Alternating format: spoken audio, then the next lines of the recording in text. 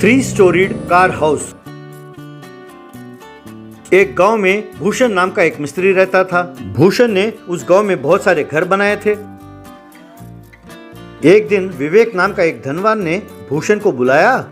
भूषण, इनका नाम दुबे है, ये बहुत बड़े इंजीनियर हैं। अब इस जमीन पे जो मैं घर बनाना चाहता हूँ उसका डिजाइन इन्होंने ही बनाया है। तुम्हें इस डिजाइन के अनुसार मेरे लिए घर बना कर देना होगा। कहकर उसे डिजाइन पेपर दिए। भूषण वो डिजाइन देखकर, साहब, आपकी जमीन 960 गज की है, लेकिन इस डिजाइन के अनुसार अगर घर बनाए तो 100 गज जमीन आपकी वेस्ट हो जाएगी साहब। अगर स्विमिंग पूल घर के पीछे बनाए तो पार्किंग एरिया के लिए सहूलियत होगी। अरे तुम हो कौन? 5वीं कक्षा तो पढ़े नहीं होगे और मैं आर्किटेक्ट हूँ और मुझसे डिजाइन की बात करते हो। मैंने देश भर में बहुत सारे घर और कमर्शियल कॉम्प्लेक्सेस बनाए हैं। क्या मैं नहीं जानता कि जमीन को कैसे काम में लाना है, क्या कहाँ बनाना है? विवेक जी, मैं ये झोपड़ी बनाने वाले को अपना डिजाइन नहीं दूंगा, मैं खुद अपने आदमियों से ये घर बनवाऊंगा।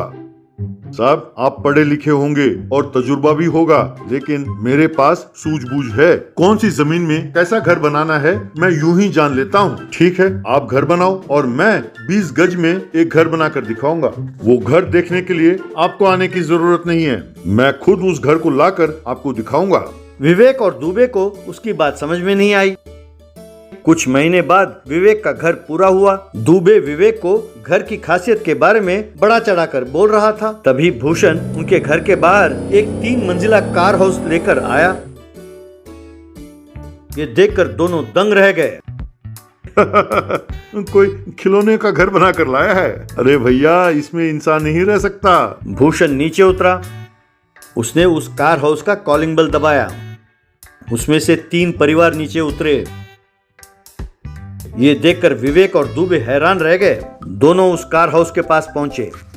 ये मेरी पत्नी है और हमारे 2 बच्चे हैं। ये मेरे बड़े भाई साहब हैं और ये मेरे मझले भाई साहब हैं, उनकी पत्नियां और उनके बच्चे। हम सब इसी घर में रहते हैं। इसमें हर प्रकार की सहूलियतें हैं। 3 बेडरूम विद अटैच्ड बाथरूम हैं सर, 3 लिविंग रूम और 3 किचन हैं। हम गरीब हैं ना, हमारे पास जमीन खरीदने के लिए पैसे नहीं है, इसीलिए ये सेकंड हैंड कार खरीदा और इसमें हमने घर बनाया। कार की चौड़ाई कम है, इसीलिए मैंने 3 मंजिला घर बनाया। जरा एक बार अंदर जाकर तो देखिए कि घर कैसा है।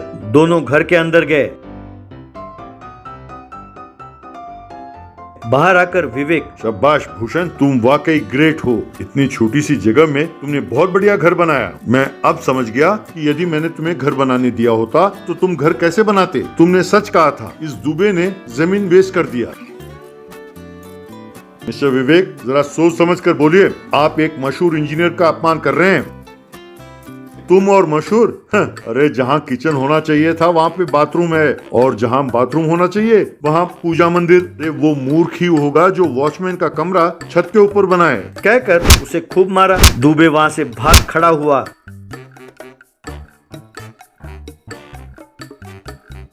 विवेक दुखी होकर घर के अंदर गया।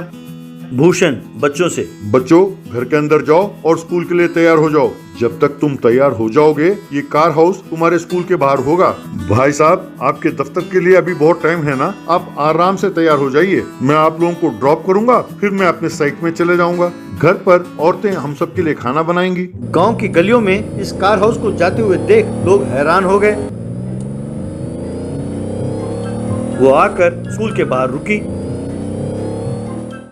उसमें से बच्चे स्कूल बैग के साथ उतरे। स्कूल के बच्चे हैरान होकर ताली बजाने लगे। बाद में भूषण ने अपने भाइयों को उनके दफ्तर में छोड़ा। बाद में उस कार हाउस को वो अपने साइट पर ले गया। वहां वो काम करने लगा। शाम को वो कार हाउस लेकर झील के किनारे गया। रात भर कार हाउस वहीं था। वो सब उसमें आराम से सोने लगे। वो कार हाउस लेकर वो सब पिकनिक के लिए भी जाते थे। वो अपने बैल्कनी में खड़े होकर नजारे का आनंद लेते थे।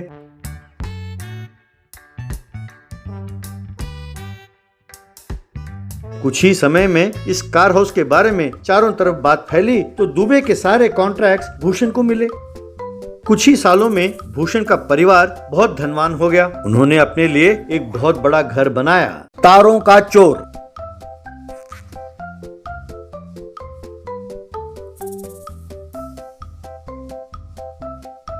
सकौली नाम के गांव में अंकज और पंकज नाम के 2 भाई रहते थे। दोनों की परीक्षा नजदीक आ रही थी तो पंकज अपने पिताजी सूरज के पास गया। पिताजी, हमारी परीक्षा नजदीक आ रही है, हम दोनों ऊपर टेरेस पर पढ़ना चाहते हैं। वहाँ टेरेस में अंधेरा है ना पिताजी, अगर आप वहाँ लाइट का इंतजाम कर दे तो हम आराम से पढ़ सकते हैं। बहुत बढ़िया है बेटा, बहुत बढ़िया। अभी लाइट लगवा देता हूँ, मन लगा कर पढ़ना। वैसे एक बात है बेटा, वो पढ़ाई तुम यहाँ नीचे भी तो कर सकते हो। अच्छा, अगर तुम ऊपर मस्ती करोगे तो यहाँ किसी को पता नहीं चलेगा, यही ना? क्यों, यही प्लान है ना? ऐसी कोई बात नहीं है पिताजी, नीचे माँ और दादी टीवी देखते रहते हैं, एक के बाद एक सीरियल देखते ही रहते हैं। इस वजह से हमें काफी डिस्टरबेंस होता है पिताजी। और तो और, अगर हम नीचे पढ़ते हैं तो माँ आकर कहती है, पंकज बेटा जरा सब्जी लेकर आना, पंकज बेटा जरा दुकान जाना, अरे अंकज बेटा जरा इसे हटाना, जरा इसे उधर रख देना, ऐसे कहती ही रहती है। लेकिन वही ऊपर हमें कोई डिस्टर्ब नहीं करेगा ना पिताजी, इसलिए हमने ये प्लान बनाया है। पंकज बेटा, तुम्हारा दिमाग मेरे दिमाग की तरह ही बहुत बढ़िया चलता है, लेकिन मुझे अंकज की ही चिंता है। वो पढ़ाई पर ध्यान नहीं देगा और यहाँ वहाँ देखता रहेगा। मैं हूँ ना पिताजी, मैं उसका ध्यान भटकने नहीं दूंगा, पढ़ाई पर ही ध्यान दे, इसका मैं ख्याल रखूंगा। यूं कहते ही सूरज ने वहां बल्ब लगवा दिया। बल्ब को जलते हुए देखकर पंकज, वाह, थैंक यू वेरी मच पिताजी, अब हम मन लगाकर पढ़ेंगे। तो सूरज नीचे उतरकर चला गया। पंकज मन लगाकर किताब पढ़ रहा था, पर अंकज आसमान की ओर देखकर तारे गिन रहा था।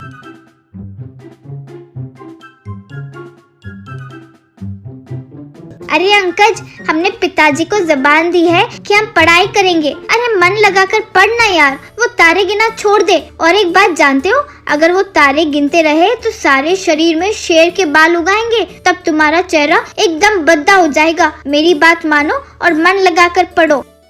अरे गुरुजी, अपना ज्ञान बांटना छोड़ दो। क्या तुम जानते हो कि मैं तारे क्यों गिन रहा हूँ? कल हमारी गली में 200 तारे थे, आज 2 कम हो गए हैं, 198 तारे हैं, यानी 2 तारे किसी ने चुरा लिए हैं। ये सुनकर पंकज ठहाका मारकर हंसने लगा।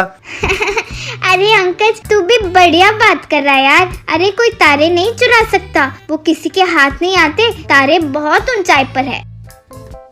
अरे कितनी ऊंचाई पे है? क्या पिताजी जितनी ऊंचाई पर है, या अपने लंबू मामा जितनी ऊंचाई पर है, या फिर सीढ़ी लगाकर चढ़े तो पकड़ सके उतनी ऊंचाई पर है, या फिर अगर 10 सीढ़ी लगाकर चढ़े तो उतनी ऊंचाई पर? अरे कितनी ऊंचाई पर है, बताओ ना भैया।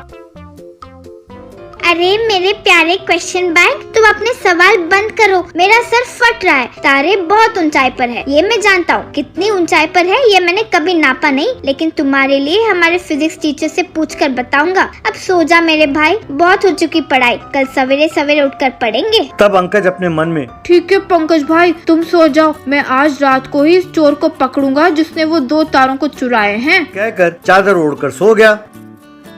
उसके सपने में एक चोर ने आकर एक बड़े से रस्सी से तारों को बांधा और खींचकर लाकर उसके छत पर रखा।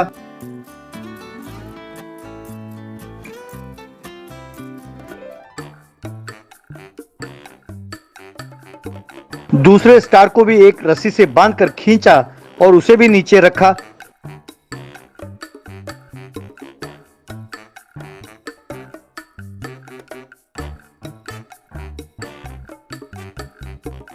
उसके बाद धीरे से उन तारों को ले जाकर एक जेसीबी के हैंड में रखा।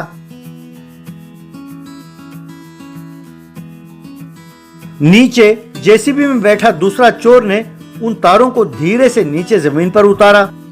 ये देखकर अंकज नींद में ही, चोर चोर, तारों का चोर, अरे तारे चुरा कर ले जा रहा है, अरे पकड़ो पकड़ो, उन चोरों को जाने ना दो, चोर चोर कहकर चिल्लाने लगा।